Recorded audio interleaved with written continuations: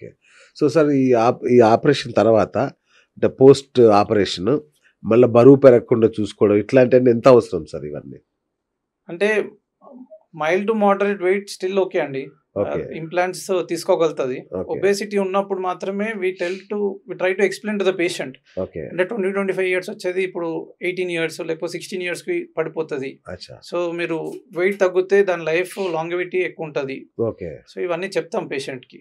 Food ఎట్లాంటిది తీసుకోవాలి sir మరి? So స్పెసిఫిక్‌గా ఫుడ్ ఆహ్, ఇదే తీసుకోవాలి, ఇది తీసుకోవద్దు అని ఏమి ఉండదు. డయాబెటిక్ పేషెంట్స్‌లో డయాబెటిక్ ఫుడ్ ఎలా తీసుకోవాలి, ఓకే. Diabetic diet. అవును. అవును.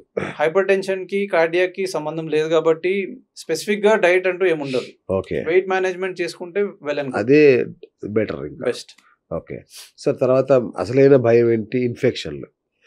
సర్జరీ తర్వాత ఇన్ఫెక్షన్‌లు వస్తాయా? వాటిని ఎలా రాకుండా ఎలా జాగ్రత్తలు తీసుకోవాలి? అంటే మేము దీంట్లో చాలా ట్రైన్ అయ్యి వచ్చామండి. I right. Worked in Italy. మనం ప్రోటోకాల్ యాహ్! ఫాలో అయ్యేది ఇదన్నీ చాలా ఎట్లా అంటే ఇన్ఫెక్షన్ లెస్ దెన్ 0.1% ఓకే. అంత తక్కువ. వావ్! అంత జాగ్రత్త తీసుకుంటాం అచ్చా! Patient to patient. So multiple factors ఉంటాయి నేను చెప్పినట్టు. ఓకే. ఒకటి అన్‌కంట్రోల్ డయాబెటిస్. వీళ్ళు సరిగ్గా డయాబెటిస్ కంట్రోల్ చేసుకోకపోతే వచ్చే ఛాన్సెస్ ఉంటాయి. కొంతమంది విలేజెస్‌లో ఏంటంటే ఒక 2 ఇయర్స్ బ్యాక్ నేను ఒక సర్జరీ చేశాను. అతను ఫీల్డ్స్‌లో వర్క్ చేస్తాడు. Okay. We give clear instructions వాళ్ళకి పేపర్‌లో కూడా రాసిస్తాం. సో అంటే మీరు ఫీల్డ్స్‌లోకి చెప్పులు లేకుండా నడవద్దు అని. ఓకే. ఎందుకంటే లోపట ఉన్న స్టీల్, డయాబెటిస్ ఈ అవును. 2 మేజర్ ఫ్యాక్టర్స్. ఇది ఎప్పుడైనా ఫారెన్ బాడీ లానే ఉంటది. సో వీళ్ళు ఫీల్డ్స్‌లోకి వెళ్ళినప్పుడు ఫుట్‌వేర్ లేకుండా వెళ్ళినప్పుడు ఏమవుతదంటే ఏదైనా పిన్ గాని ఏదైనా కుచ్చుకుందనుకోండి కథం. వాళ్ళు పట్టించుకోరు దాన్ని. అవును. బట్ దాని నుంచి ఇన్ఫెక్షన్ వచ్చే ఛాన్సెస్ ఉంటాయి. ఓహ్! ఇది సర్జరీ అవ్వకపోయినా వస్తది. అచ్చా! దాన్ని సెల్యులైటిస్ అంటాం. ఓకే. బట్ ఇది సర్జరీ చేయించుకున్నాక డయాబెటిస్ కంట్రోల్ లేకపోతే నీ జాయింట్ కూడా ఎఫెక్ట్ అవుతది. ఓకే. ఓకే. సో దీనికి కూడా సర్జరీస్ ఉన్నాయి. బట్ మీ జాగ్రత్తగా ఉంటే ఉంటే బెటర్ కదా! అది. సార్ ఇంకొకటి చాలా మంది ఎన్ఆర్ఐలు మన హైదరాబాద్ వచ్చి ఈ జాయింట్ రీప్లేస్‌మెంట్ ఆపరేషన్‌లు అవి చేయించుకుంటారు. యెస్. మన దగ్గర చీప్ అయినా బెస్ట్ అయినా చీప్ అండ్ బెస్ట్ అయినా?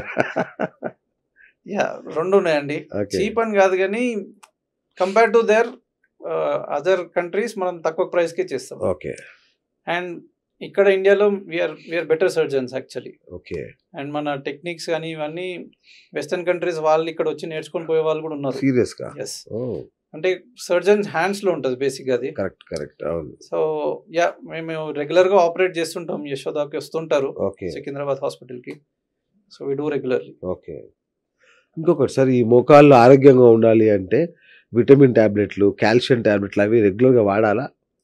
ఇప్పుడు మీరు అడిగిన క్వెషన్‌కి ఏంటంటే యంగ్ ఏజ్‌లో ఓకే. ఇప్పుడు 35, 40 ఇయర్స్‌లో పెయిన్స్ తోటి వస్తున్నారని చెప్పారు కదా! అవును. వాళ్ళకి యూజువల్‌గా కాండ్రోమాలేషియా పటేలా ఉంటది. So okay. వీళ్ళకి major factor vitamin D deficiency. నేను ఓకే. చెప్పినట్టు ఈ కార్పొరేట్ పీపుల్ సన్‌లైట్ ఎక్స్‌పోజర్ ఉండదు అసలు అవును. First thing. అవును. అండ్ దెన్ ఫిజికల్ యాక్టివిటీ చాలా తక్కువ వాళ్ళ ఓకే. వర్క్ స్ట్రెస్ వల్ల. కరెక్ట్. అవును. సో వీళ్ళందరికీ వైటమిన్ డి డెఫిషియన్సీ ఉంటది. సో అవును. Vitamin D deficiency is very important for calcium metabolism. అచ్చా! సో ఈ 2 ఫ్యాక్టర్స్ తగ్గినప్పుడు ఏమవుతదంటే మోకాలు నొప్పులు, జాయింట్ పెయిన్స్, బోన్ పెయిన్స్ వస్తుంటాయి. ఓకే. సో దాన్ని రెక్టిఫై చేస్తే సరిపోతది. ఓకే. Right sir. ఇప్పుడు యంగ్ ఏజ్‌లో ఉన్న వాళ్ళు ఇంటర్వ్యూ చూస్తున్న వాళ్ళు అమ్మా ఇంత భయంకరంగా ఉంటది కదా! నాకు లైఫ్‌లో ఇక ఎప్పటికీ రాకూడదు. ఈ మోకాళ్ళ నొప్పులు రాకూడదు అనుకునే వాళ్ళకి మీరు ఎలాంటి సలహాలు చెప్తారు? ఎలాంటి టిప్స్? వాళ్ళు ఏం జాగ్రత్తలు తీసుకుంటే వయసొచ్చేదాకా మోకాళ్ళ నొప్పులు రాకుండా ఉంటారు? అంటే మోకాలు నొప్పి రావడం అన్నది మీరు దాన్ని పెద్ద ప్రాబ్లమ్‌లా కన్సిడర్ చేయొద్దు. అచ్చా! బికాజ్ ఆర్థోపెడిక్స్‌లో దేర్ ఆర్ మల్టిపుల్ ట్రీట్మెంట్స్. అంటే సర్జరీ ఒకటే కాదు. ఓకే. జస్ట్ సింపుల్ మెడిసిన్స్‌తో కూడా తగ్గిపోతది 3, 5 అచ్చచ్చా! డేస్‌లో. ఓహ్! సో మీరు ప్రాపర్ సర్జన్‌ని వెతుక్కొని వెళ్లి కలిస్తే వాళ్ళు బహుశా they will give you good suggestions. Okay.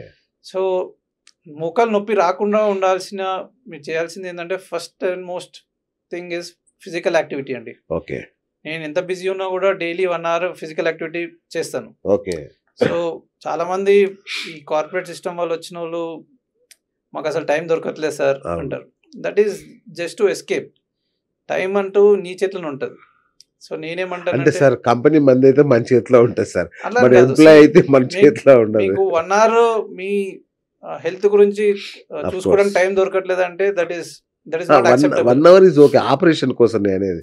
వాళ్ళు రావాలంటే ఒక వారం 10 రోజులు హాస్పిటలైజ్డ్ అవ్వాలంటే కూడా భయపడతారు. అదే అందరికీ సర్జరీ అవసరం పడుతుంది అని Correct. చెప్పట్లేదు కదా. yes. సో ఇప్పుడు మోకాలు నొప్పి వచ్చినాయి, సింపుల్ ఎక్సర్సైజెస్ ఉంటాయండి, ఓకే. నీ ఎక్సర్సైజెస్ అంటాము, కొన్ని సింపుల్ మెడిసిన్స్ ఉంటాయి. సో మేజర్ రీజన్ ఎందుకు వస్తుంది అన్నది, ఇప్పుడు యంగ్స్టర్స్లో యూజువల్గా స్పోర్ట్స్ ఇంజురీస్ అంటాం, అవును. వాళ్ళు ఆడుతూ ఉంటారు స్పోర్ట్స్ ఇంజురీస్, అవును, అది అవును. ఒక డిఫరెంట్ రీజన్ అది. అవును. బట్ ఇంజురీ లేకుండా, ఇన్ఫ్లమేషన్ లేకుండా వస్తున్నాయి అంటే most commonly vitamin D deficiency or calcium deficiency వల్ల వచ్చినాయి. సో అవి రెక్టిఫై చేసుకుంటే సరిపోతుంది. సో ఆ టాబ్లెట్లు వాడుతూ ఉండాలి రెగ్యులర్ అని కాదు, అవసరం వచ్చినప్పుడు. yeah. Doctor prescription only. Yes, but మీరు సన్లైట్ ఎక్స్పోజర్ ఇది అసలు లేదు, అవును, అస్సలు లేదు. ఎందుకంటే నైట్ షిఫ్ట్ చేసే వాళ్ళు మార్నింగ్ సన్లైట్ చూడరు, అస్సలు మార్నింగ్ చూసేటోళ్ళు తొందరగా పోవాలని సన్లైట్ అది చూడరు. చూడరు. సో సన్లైట్ ఒక 45 minutes డైలీ, ఆ, అదే మీకు మేజర్ వైటమిన్ డి సోర్స్. ఓ, సో అసలు మెడిసిన్స్ కూడా అవసరం లేదు, మీరు అది మనం చేయం కాబట్టి మీరు మా దగ్గరకు ఇవన్నీ వస్తూ ఉంటారు. సమస్యలు వస్తున్నాయి. Yes. Right doctor. ఇంకా చాలా మంది ఇప్పుడు బయట ప్రేక్షకుల్లో లక్షల మంది మోకాళ్ళ నొప్పులు ఉంటాయి, కానీ సర్జరీ అనగానే భయపడిపోతారు, అమ్మో నా వల్ల కాదు అని. వాళ్ళకి మీరు ఇచ్చే సలహా ఏంటి? అంటే నేను దాంట్లోనే స్పెషలైజ్డ్ కాబట్టి, నేను చాలా రెగ్యులర్గా చేస్తుంటా కాబట్టి ఇది 100% సేఫ్. బట్ ఎవరికి సర్జరీ అవసరం పడుతుంది అనేది మేము చూసి ఎగ్జామిన్ చేసినాకనే చెప్తాం. ఓకే. సో అది చాలా ఇంపార్టెంట్ ఫ్యాక్టర్. అది మీరు ఫర్ వాట్ ఎవర్ రీజన్, మీరు if you're in the right hands, right surgeon దగ్గర చూపించుకున్నారంటే 100% you'll have good results. Okay. With surgery or without surgery అనేది will decide when we examine. Okay. Okay sir. అయితే ఇప్పుడు షార్ట్గా కొన్ని ఆన్సర్లు అడుగుతాను సార్, వాటిని అంటే కొన్ని సమస్యలకి, వాటికి మీరు చిన్నగా ఒక 1 minute ఆన్సర్ చేయండి సార్. అంటే నేను యూత్కి 1 minute కావాలి, షార్ట్లోనే ఆన్సర్ కావాలి వాళ్ళకి. డెఫినెట్లీ ట్రై చేస్తాను సార్. ఫస్ట్ క్వశ్చన్, ఆపరేషన్ తర్వాత కింద కూర్చోలేరా? కూర్చోవచ్చు, బట్ కూర్చోకపోతేనే బెటర్ అని నేను అంటాను. ఓకే. ఇంత షార్ట్ ఆన్సర్ సార్, ఇంకొంచెం అంటే దానికి చెప్పాను కదా ఇందాక, దానికి కూడా లైఫ్ ఉంటుంది అని. ఓకే. కింద కూర్చోకపోతేనే దాని లాంగివిటీ అనేది ఎక్కువ ఉంటుంది. సో కింద కూర్చోకపోవడం అనేది బెటర్. బట్ నేను టెంపుల్కి వెళ్తున్నా కూర్చోవాల్సి వస్తుందంటే దట్ ఈస్ ఓకే, అప్పుడప్పుడు ఓకే. అవును, కొన్ని చోట్ల కింద కూర్చొని భోజనం చేయాల్సి వస్తుంటది, అది రెగ్యులర్ గా అయితే చేయకూడదు. ఎస్, అప్పుడు on and off is fine. Yes. Right. మీ మోకాళ్ళను నాశనం చేసే 3 తప్పులు. ఒకటి, దాన్ని సరిగా పట్టించుకోకపోవడం. ఓకే. అంటే నెగ్లెక్జెన్స్, హెల్త్ ని నెగ్లెక్ట్ చేసినప్పుడు. ఓకే. ఇందాక చెప్పినట్టు సన్లైట్ ఎక్స్పోజర్, వాళ్ళ కాండమాలేషియా పట్టేలా. ఓకే. కొంతమంది స్పోర్ట్స్ ఇంజరీస్ అయినా కూడా నెగ్లెక్ట్ చేస్తారు, they end up having secondary arthritis అంటాం, అంటే తొందర అరుగుదల. ఓకే.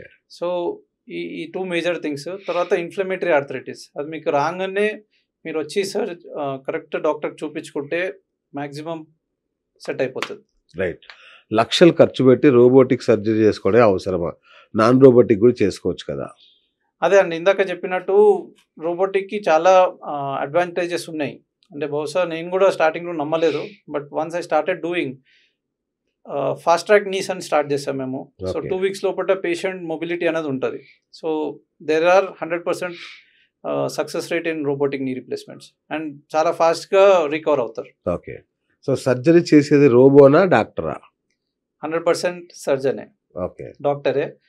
అండ్ అదే నేను చెప్పినట్టు మన బ్రెయిన్, దాని టెక్నాలజీ, ఈ 2 కలిస్తేనే 100% రిజల్ట్ ఇవ్వగలుగుతాం. అంటే దాని హ్యాండ్స్ వచ్చి ఆపరేషన్ చేస్తాయి సార్? మీరు కొన్ని రోబోట్స్ దాని హ్యాండ్స్ ఉంటాయి, బట్ మన కంట్రోల్లోనే ఉంటుంది అది కూడా. అచ్చా, మనం ఎలా చెప్తే అలా చేయాలి, అది అంతే. దాని Yes, ఏ లాగా చేయదు. లేదు, అది కొంచెం థ్రెట్ కూడా ఉంటుంది, అలాంటివి ఏముండవు. ఓకే. ఇంకా ఏ వచ్చిందా సార్ దీంట్లోకి?